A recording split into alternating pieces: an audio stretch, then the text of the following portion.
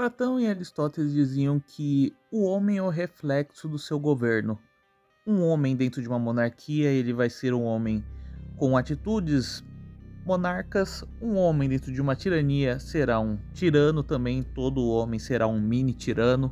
Um homem dentro de uma república sempre terá o espírito republicano, mas um homem em uma democracia será um demagogo. E por que eles diziam isso? Porque a democracia é diferente de uma república, ou pelo menos Platão e Aristóteles consideravam isso uma coisa muito distinta. Hoje em dia nós consideramos uma coisa só, porém não é a origem da coisa em si. A democracia era vista tanto por Platão quanto por Aristóteles como uma forma corrompida da república, do ideal de república. O que acontece numa democracia é que todo mundo tem voz e quando todo mundo tem voz, ninguém tem voz. Não é muito engraçado que uma pessoa criminosa, uma pessoa que não estudou nada sobre um assunto, ou então uma pessoa que simplesmente não é do mesmo país, não é do mesmo local, tem uma opinião equivalente do que a sua? Bom, isso não deveria acontecer. É normal que uma pessoa que estudou vários livros sobre o assunto tenha uma opinião que valha mais do que a sua que não estudou nada sobre o assunto. Ou opinião de uma pessoa que vive do agro, um fazendeiro, pode ser um pequeno produtor ou um grande produtor, não importa, mas uma pessoa que vive do agro, a opinião dela importa mais do que uma pessoa urbana, né? Uma pessoa que mora em uma grande metrópole. Mas não, hoje em dia todo mundo a opinião importa, e quando a opinião importa, nenhuma opinião realmente importa. Até mesmo jovens de 16 anos têm direito a voto. Pessoas sem nenhuma terra têm direito a voto. Pessoas que não participaram do exército têm direito a voto. Pessoas que não combateram nenhuma guerra têm direito a votar e mandar outras pessoas ir lá combater a guerra. Isto é democracia. E o que acontece é que esse espírito de fazer demagogia está tão entranhado em nós, que na escola sempre nos fazem ter opinião sobre tudo, mesmo não sabendo nada. Pode perceber, sempre os exercícios da escola você aprende quase nada e já fala, dê sua opinião. A redação do Enem é assim: solucione o problema do aquecimento global, solucione o problema das mulheres que apanham, solucione o problema dos problemas de todo problema, solucione o problema de Deus, do diabo, do raio que o parta. Não importa, você será o maior solucionador de problemas. Isso é uma ficção do caramba. Um jovem de 15 anos terá solução. Ah, não vai ter, isso é ridículo. Mas por que fazem isso? Por quê? Porque é o exercício do espírito da democracia. O que acontece é que essas pessoas, elas não percebem mais. Nós somos treinados para achar que nós temos direito à opinião mesmo não tendo esse direito em si. Por exemplo, eu não tenho o direito de palpitar sobre a sua vida, mas na democracia nós pensamos que nós temos esse direito, mas esse direito ele vem junto com obrigações suas, porque falar até papagaio fala, mas só que ninguém é obrigado a escutar, nem dar ouvido, nem dar importância. Já esse direito à opinião vem embutido um dever, uma obrigação sua de ouvir e acatar a minha opinião, mesmo que a minha opinião seja ridícula, porque eu nunca vivi nada sobre aquilo, eu nunca li sobre aquilo, eu não sei de nada. Eu apenas perdi 10 minutos do meu tempo, ou às vezes 10 segundos do meu tempo, que é o mesmo tempo que alguém demoraria do banheiro na privada, e simplesmente dei uma defecada de opinião. Isso gera com que todas as pessoas fiquem muito demagógicas, muito discursinho pra cá, discursinho pra lá. Você pode ver, uma coisa que não pega bem, as pessoas falam que elas não são ou que elas não gostaram, apesar de gostarem no fundo. Por exemplo, piada com judeu, todo mundo ri com piada com judeu, mas ninguém pode falar que gosta. Piadas sobre racismo, sobre preconceitos, todo mundo gosta desse tipo de piada. Piadas com pessoas com deficiência, nossa, todo mundo cai na gargalhada, mas admitir o quê? Admitir? Não, eu nunca ri dessas piadas. Um clássico exemplo disso é a luta do Mike Tyson, onde ele arrancou a orelha do sujeito, o sujeito falou, cara, tu mordeu minha orelha. Ele cuspiu a orelha do cara no chão, apontou pra orelha e falou, tua orelha tá aí, ô otário. E o que acontece é que invadem vários policiais pro ringue e o Mike Tyson desce a porrada nos policiais, mesmo os policiais estando de cacetete. Aí juntam uns 20 policiais dentro do ringue pra socar o Mike Tyson e o Mike Tyson não consegue fazer nada, porque o cara tava com luva de boxe e os policiais 20 com cacetete, aí também fica difícil, né? O cara não é um super-herói. E todo mundo gostou dessa luta, todo mundo gostou dessa luta. Se essa luta acontecesse de novo hoje, todo mundo ia gostar, ia adorar, ia falar, cara, melhor luta do universo. Mas, publicamente, nossa, que coisa horrorosa, não sei o que, não sei o que. Ah, por favor, todo mundo tava lá vendo luta, vendo dois caras pesando mais de 120 quilos, saindo no soco, saindo na mão. Você realmente acha que as pessoas não estavam gostando da violência? Por favor, não fosse assistir então, sabe o que? Luta de bolinha de sabão, luta de guerra de travesseiros, por favor, né? Não, era boxe, peso pesado. Nunca antes na história da humanidade a opinião de alguém que recebe um auxílio do governo como Bolsa Família valia mais do que a opinião de um contribuinte para o Estado.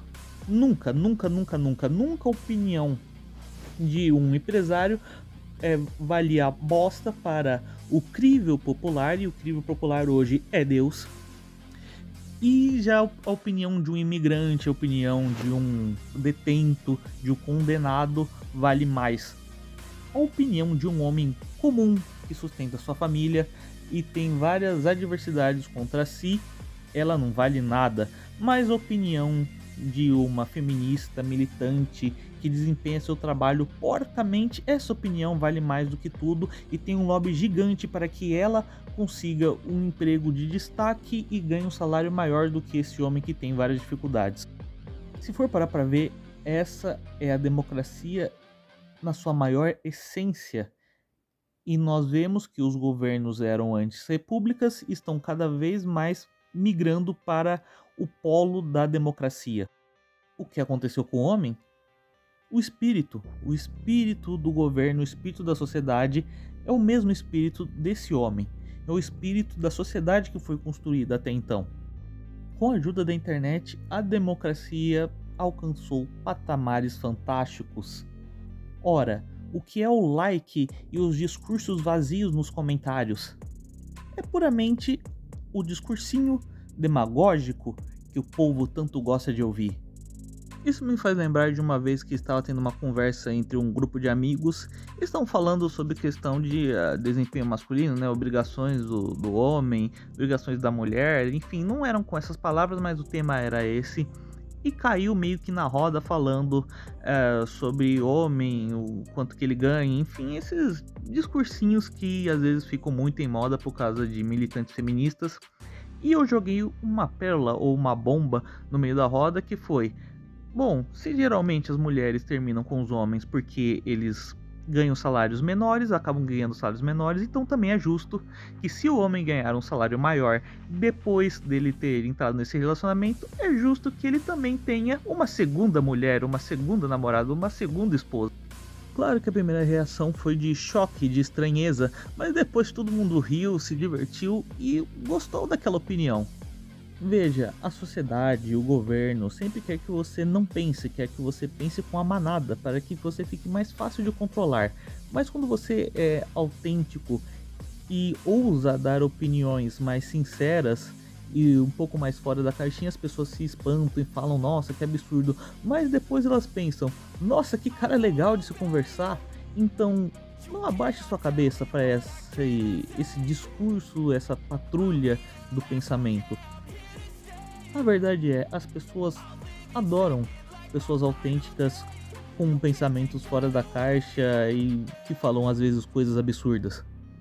Agora, algo é fato.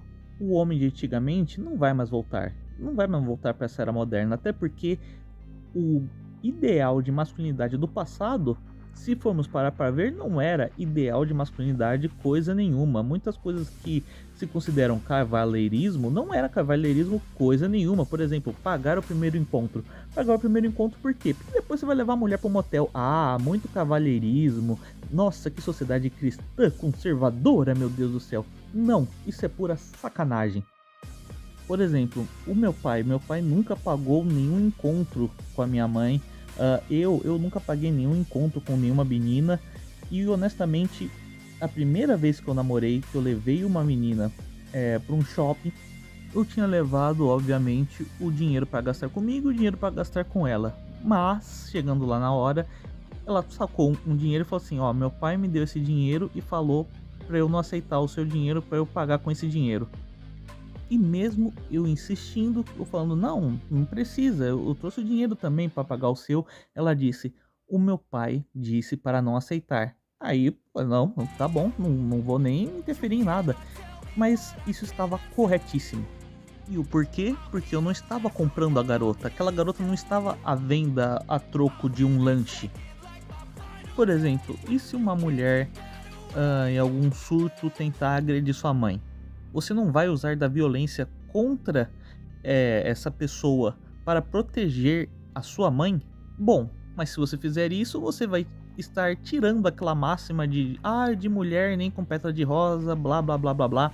Enfim, portanto, nessa era moderna é inegável que existe uma certa crise dentro da masculinidade, mas essa crise não vai ser sanada nem com mais discursinhos demagógicos, nem com uma retomada no passado, mas sim com uma sincera avaliação interna sobre o próprio ser, sobre o próprio homem, sobre o próprio eu, para que as pessoas possam evoluir e ter uma certa maturidade para lidar com os conflitos do mundo moderno.